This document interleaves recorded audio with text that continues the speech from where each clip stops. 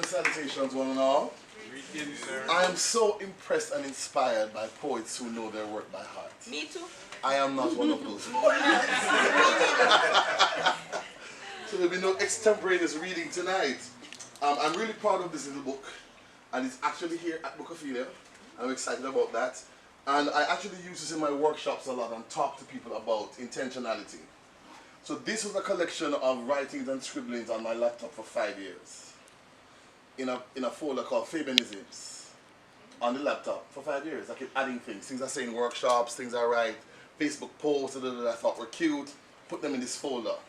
Carol Beckford and I had a conversation one night, and Carol was talking about intellectual property and creativity.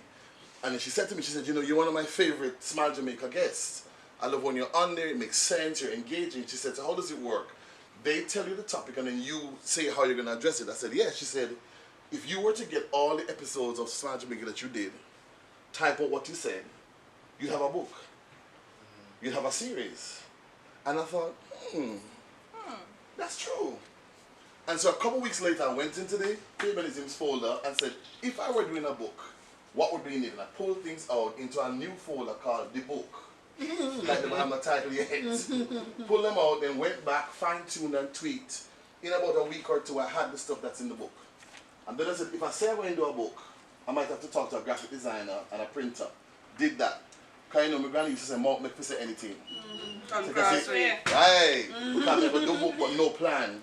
And in another couple of weeks, I held the first copy of this in my hand. And I'm really excited about it. It's called New Thought, New Words, and it's a collection of gratitude verses and affirmations and spoken word. I'm doing the piece in it to Haiti called Yele, and that one is called New Thought for a Nation. And I was really distressed years ago when Haiti had another earthquake and natural disaster, and I heard Jamaicans saying, yeah man, them too wicked. Gotta punish them. And this was all over the place, not in one place, in several spaces. And it really disturbed me. And I sat down one night, I think it was I said something, and started writing this. Yele. Mother Earth rumbled in response to the words heaped upon you. Epithets added as if part of your name. Poorest nation. Cursed by God. Voodoo capital. Satan worshippers. She churned, remembering the forgotten bookman and Louverture. First independent nation in Latin America. Bondage repugnant, irritant to your spirit. Toxin rejected by your blood. You, punished with 2 Duvaliers, Tonton Macoute, 100 years of reparations to France. She coughed, choking on injustice, aftermath of embargoes and deforestation. Gasoline neckties stuck in her craw. She heaved, shattering limbs, took a deep breath, inhaling buildings, leveling the land, belching off the bile. Mother Earth shifted. When she settled, the smell of death hung thick everywhere. Then hope rose resolute. Memories were jogged. The indefatigable Haitian spirit sprang up from amidst the rubble and danced, shouting, Yele! 11, 14, 17 days, buried yet alive.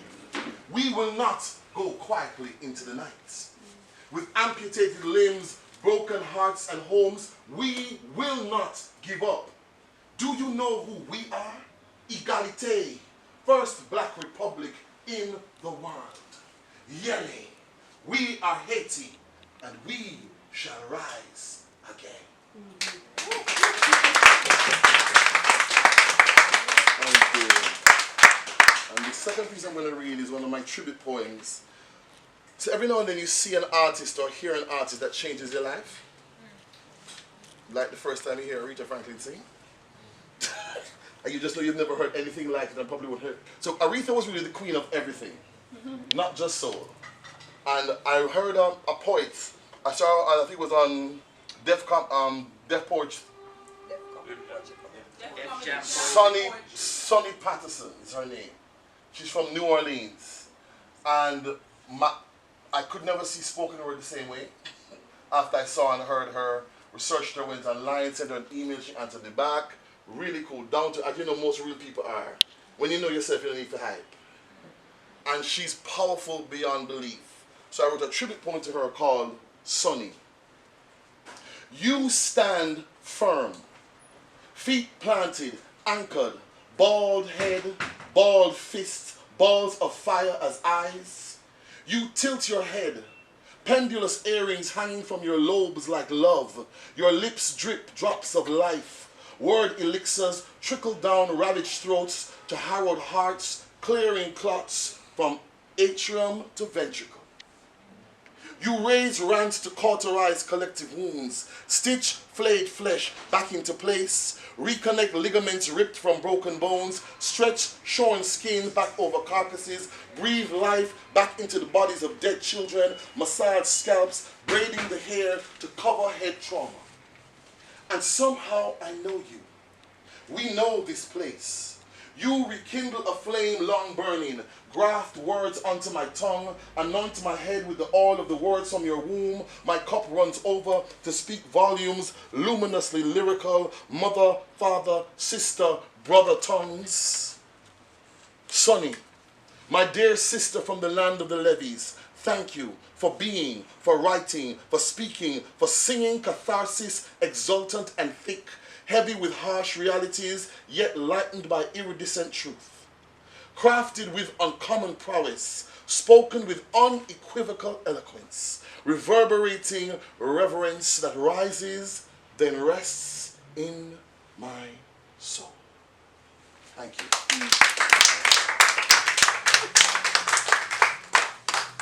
Okay.